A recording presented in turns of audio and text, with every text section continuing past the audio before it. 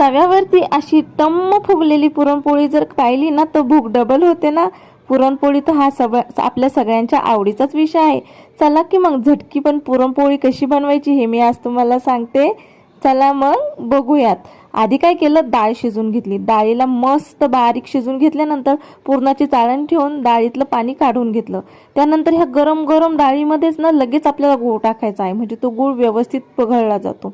त्यानंतर आपल्याला थोडीशी सुंठ त्यावरून टाकायची आहे आणि थोडीशी बडीशोप टाकायला विसरू नका, म्हणजे पोटाचं काही दुखणं होणार नाही हो। त्यानंतर ना ह्या डाळीला कड देऊन घ्यायचा आहे। असा कड देऊन झाला की पटकन गरम गरम आहे तोच पुरण आपल्याला अशा प्रकारे वाटून घ्यायचा आहे। एकदम मोकळं सुळसुळीत पुरण तयार होतं। आणि त्यानंतर मस्त असा उंडा घेऊन त्यात छान अशा आपल्याला गोल गोल पटकन होतील अशा हलक्यात हाताने पोळ्या करून घ्यायच्या आहे।